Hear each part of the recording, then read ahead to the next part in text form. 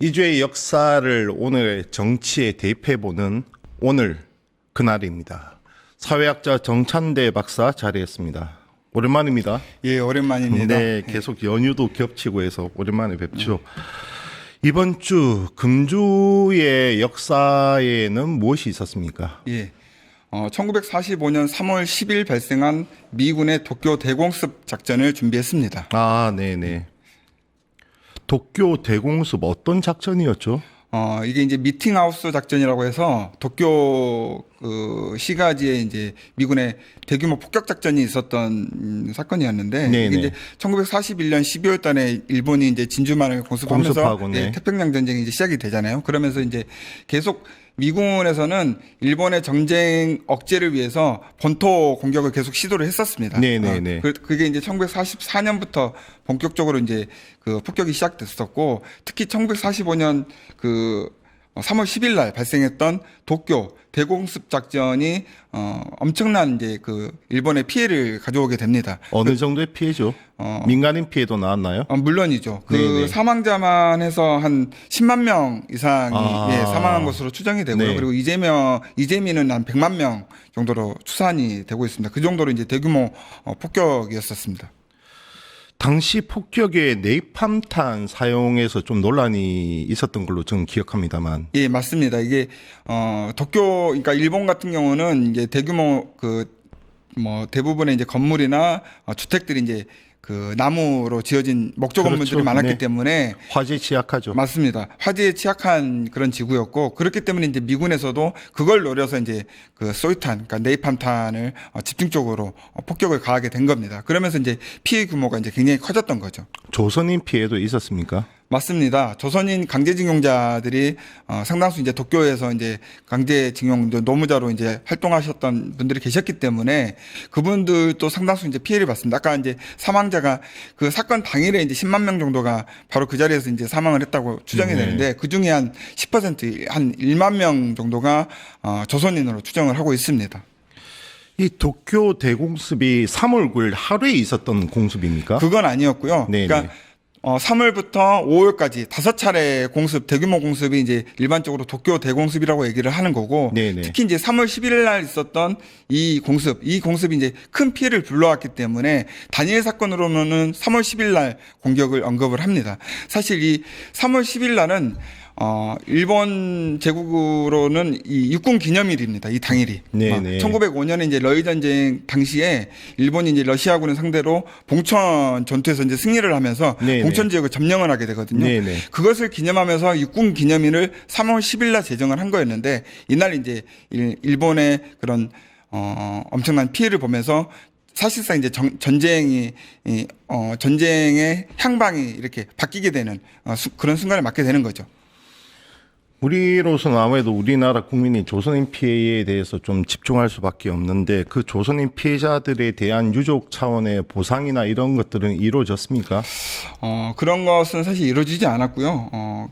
먼저 이제 일본에서 그 전쟁 책임을 제대로 사과하거나 이런 그 행동들을 별로 보인 적이 없었죠. 과거사에 대해서 이제 반성하는 모습을 보이지 않았었고, 이제 이 도쿄 대공습 사건만 하더라도 일본은 전쟁 책임에 대한 반성보다는 가해에 대한, 그러니까 네네. 미군의 그 가해 책임만 돌리고 자신들이 피해자임을 계속 항변하고 있거든요.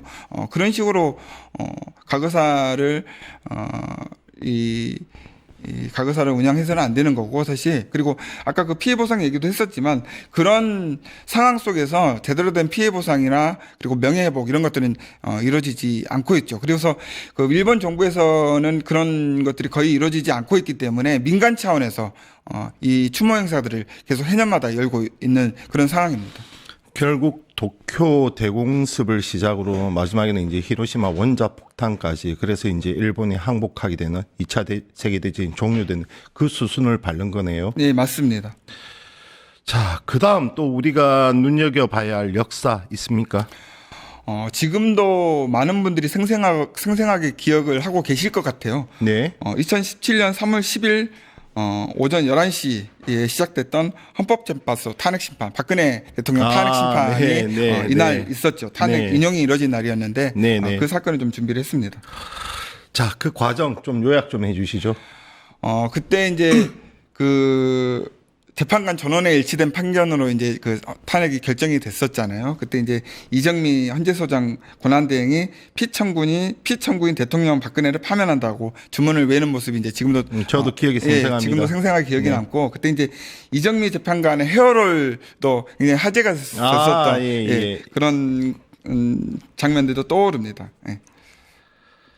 당시 그때 민주당이 절대 다석이 아니었어요. 과반이 넘지 못하는 의석이었는데 그 당시 때 새누리당이었나요? 예, 그렇게 맞습니다. 했었고 최순실 국정농단 사건이 불거지면서 박근혜의 탄핵을 불러오는 그다음에 수많은 촛불들이 이제 광장을 메웠고 그리고 나서 이제 역사상 우리 헌정사상 최초의 탄핵 아니었습니까? 예. 그랬죠.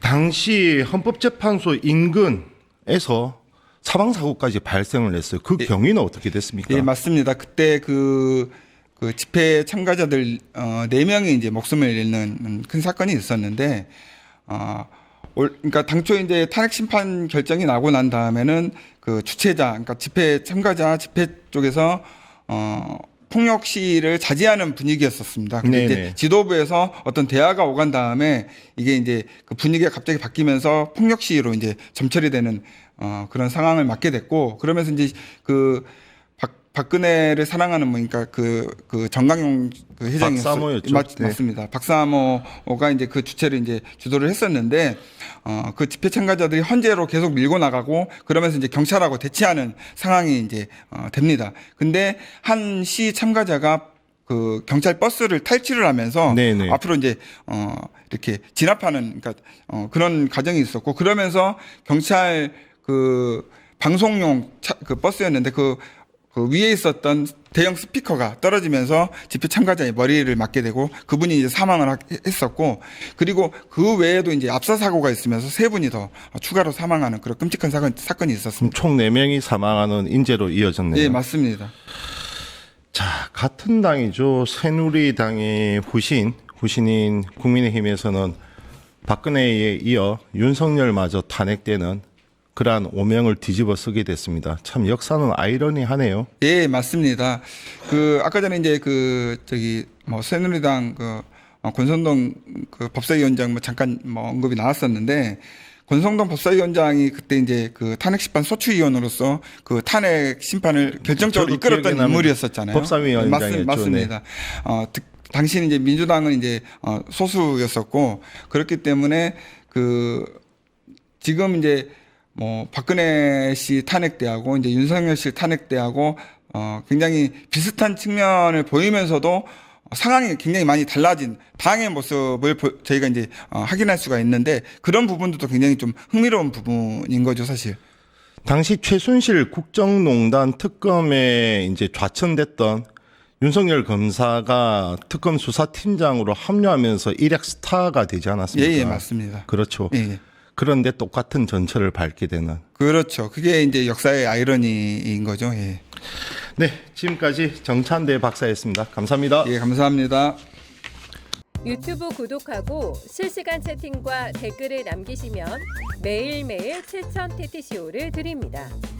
참여 방법은 통통물 어플을 다운로드하고 회원가입과 로그인을 해주세요. 마이페이지에서 나의 회원 고유 번호를 복사해주세요. 유튜브 구독 후 실시간 채팅이나 댓글창에 고유 번호를 한 번만 입력하면 준비 끝! 지금 유튜브 채팅과 댓글 쓰기 참여하고 7,000TTCO 받아가세요.